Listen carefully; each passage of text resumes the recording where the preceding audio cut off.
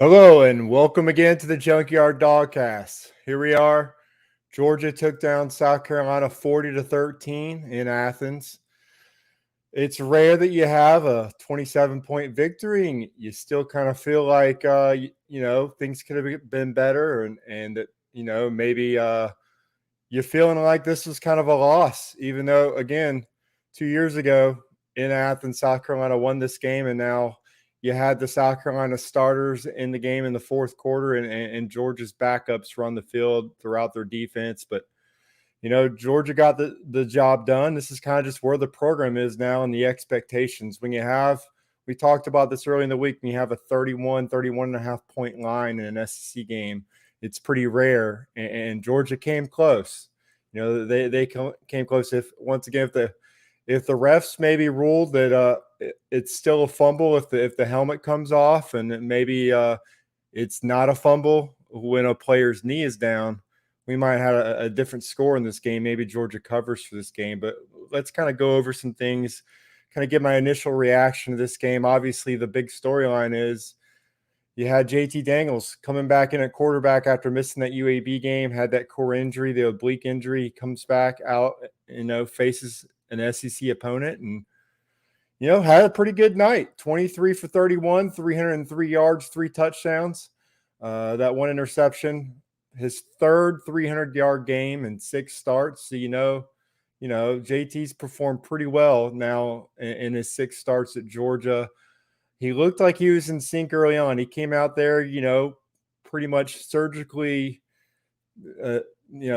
cutting up South Carolina's defense out there. Looked really confident, and I think that you can take a lot from that, and it has to be pretty exciting for Georgia fans to see what a healthy JT Daniels can do, and what he can do against now 2 really, really solid opponents. He is definitely 2-0 against the state of South Carolina this season. And I think that,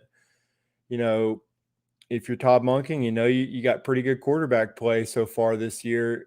I mean, that bodes really well for Georgia moving forward. I think, you look at the pass protection out there, 32 pass attempts, only allowing 1 sack. South Carolina's defensive line was something that was one of the main storylines, is that Georgia facing a strong defensive line once again. That was probably South Carolina's strength coming in this game, was that defensive line, only allowing 1 sack, giving JT Daniels some time to pick apart that defense. And that's a positive you can take as you go into SEC play. The running backs, that was one aspect of this offense that you hadn't really seen come alive yet. And, well, Georgia had 3 running backs go over 50 yards in this game, and Kendall Milton, running really strong.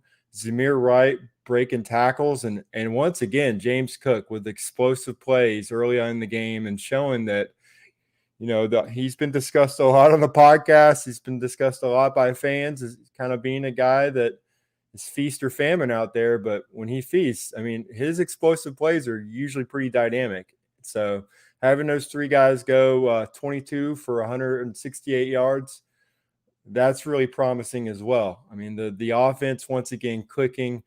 It seems to be on almost all cylinders out there. And that's an aspect that Georgia really hasn't been able to have a dynamic, explosive offense.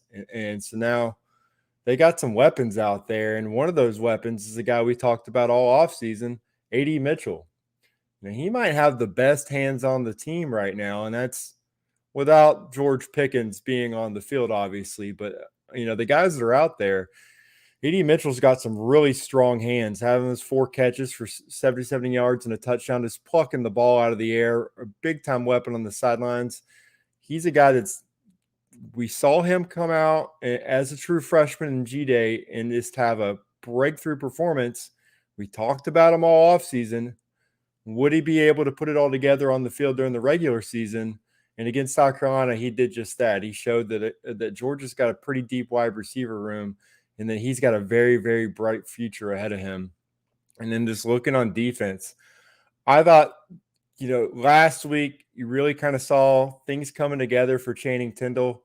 I think now you've seen that over 2 games now, that the game is slowing down for him. And he's arguably, he's Georgia's most athletic linebacker out there. And now that the game's slowed down for him, it's allowing him to showcase that elite speed. And he had 7 tackles tonight. He's flying all over the field. And that was just really an interesting storyline because Kirby Smart went into Columbia, South Carolina and beat Will Muschamp to land Channing Tindall. Now you got, Muschamp on the sidelines, and Channing Tindall has a huge game, against the Gamecocks. Probably a lot of his high school buddies were probably, rooting for him, but also big Gamecocks fans. It's probably a big moment for Channing Tindall out there. And just continuing on with that, Will Muschamp, special teams, him coming in there for Scott Cochran and coming from being an analyst to back on the field on the sidelines. Georgia's special teams looked really strong tonight. You had Amir Speed downing a punt at the 1 yard line in the second quarter that set up Georgia to get a safety later on. And Kenny McIntosh had a 28-yard return on the free kick that set up a field goal in that second quarter as well. You had, Hot Pod bouncing back. He missed a field goal in each of the first 2 games, but tonight, once again, I mean, he looked automatic out there. You could see the confidence coming back for him, and that's huge because he looked like he was a little shaky earlier in the year. If you got that kicker out there, you can get 3 points.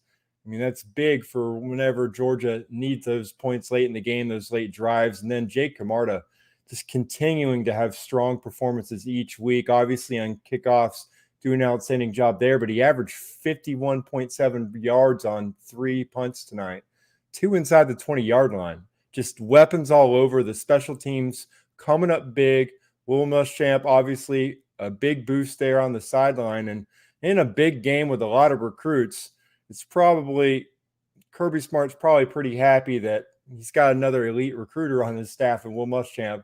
The crowd was electric out there. You had a lot of big-time guys, obviously.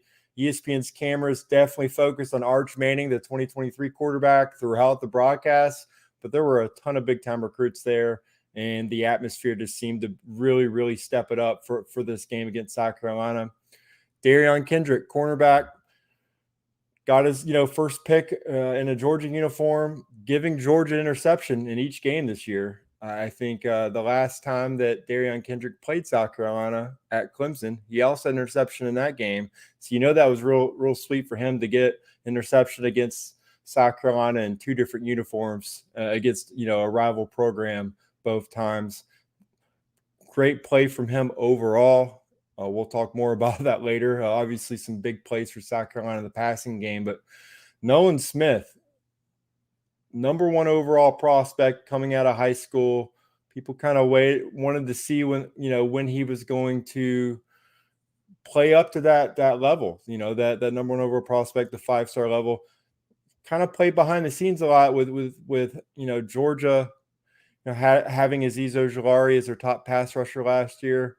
Now, he's getting increased snaps with Ojulari now in the NFL, getting 2 sacks in 2 games for Azeez. So shout out to Azeez for really, really playing well for the Giants so far in his rookie season. But this was the Nolan Smith coming out party.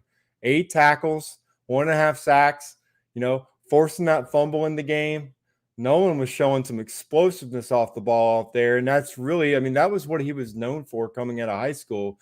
And now, he's starting to put it together. You could see when you have him and Adam Anderson coming off the edge, that gives Georgia a really, really fearsome duo for opposing quarterbacks to have to worry about. And those offensive lines are really going to have a tough time accounting for both of those guys on the field at the same time. And I think it was really, really good for Georgia to see Kearis Jackson back out there and, at wide receiver. He'd been, obviously in the return game, returning punts, but he had 2 catches for 17 yards back out there, giving JT Daniels yet another weapon. Having him healthy, that's huge for Georgia as they continue to get healthy in offense. And, that was a big thing out of this game. Georgia may not have covered. They may not have covered, the 31 and a half. But if they were able to come out of this game with no injuries and we'll find out over the next couple of days, obviously, but it looked, no one coming off the field. Looked like everyone's relatively healthy. JT Daniels getting back the 100%. That's a huge win for Georgia, obviously, because it's going to be a long season and they got to continue to try to stay as healthy as possible. Well, the flip side of this is even even in a game that you win by 27, there were some hiccups, and which is actually a good thing for Georgia. But there are the things that they need to go back and work on. And you know, probably the biggest fan storyline. I don't know how big of a deal it'll be over the course of the season, but when Stetson Bennett came into the game, JT Daniels was really, really playing well. I think it's pretty clear that Kirby had, a rotation in mind, similar to what they did in the UAB game with Stetson Bennett and Carson Beck out there. He brings Bennett back in for a play, and he proceeds to throw an interception. And so, if you're Georgia, the momentum was kind of lost there. This game could have gone another way. It seemed like things kind of bogged down at that point, in the second quarter, in the first half overall. That's probably a decision that's going to be questioned about Kirby. Why did Stetson Bennett come in the game when everything seemed to be humming along? We'll find out more about that during the interview. Obviously, Jay Grow will get some quotes from him, and we'll try to break that down more on the podcast Monday. But the offensive line, I talked about how well they played as far as pass protection. The running backs obviously had a big game. A lot of runs they were not touched, but it does seem like there's still some things to clean up on the offensive line. Warren Erickson at right guard seemed like he had another tough game out there. I'm not sure what they're going to do as far as maybe getting more competition in there. Whether it's Owen Condon, whether it's still moving Jamari Sawyer from left tackle inside, and maybe plugging Justin Schaefer in at right guard. Some guys maybe still need to get some looks at other guys. They haven't really gotten a lot of looks at some of the other guards that you have on the roster, but I do think you need to continue to push Warren and see if he can elevate his play over the next couple of games. And then, if you can get some competition at right guard, that should bode well for Georgia's overall offensive line play. As I said before, JT looked pretty good out there, but there were some crossing routes and some throws over the middle where it seemed like he could have done a better job hitting his man in stride, lead them to the ball instead of them having to come back for the ball. And once again, he had another bad decision, threw the ball way too late on the interception he had. I think that gives him kind of one bad decision in each game he's played this year. So you're good for 300 yards and a couple touchdowns with JT, but you might have one bad throw a night. If that's what Georgia has, that's what Georgia has. I think they would probably take that. But it is something he can go back and watch film and realize, I should have got the ball out earlier or just thrown it away.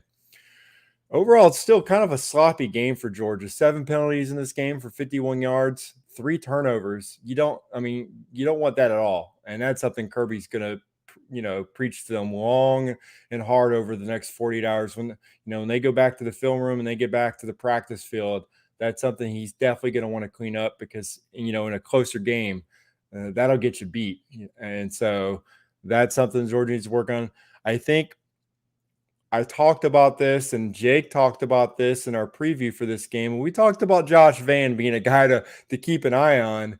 And I think it kind of followed through that he was the guy for South Carolina in this game. 3 catches for 128 yards. He had that 61-yard catch. Obviously scored a touchdown for South Carolina, broke Georgia's defensive streak of not allowing a touchdown. You just got to give him credit. I mean, he fought for the ball. He got past the defensive backs multiple times. I think he got behind Amir Speed twice. He mossed Darian Kendrick. He just went up and got the ball.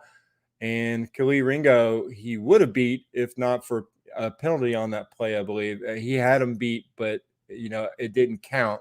So give credit to Josh Vann. But, when you look at if you take the big plays out, Georgia allowed 146 yards in this game, but they also allowed 2 36-yard completions, a 31-yard completion, and then obviously the 61-yard completion. That's 164 yards offense on 4 plays. The cornerback play, these guys are gonna get beat, but if the pass rush isn't getting there, these guys are gonna have to play better in coverage.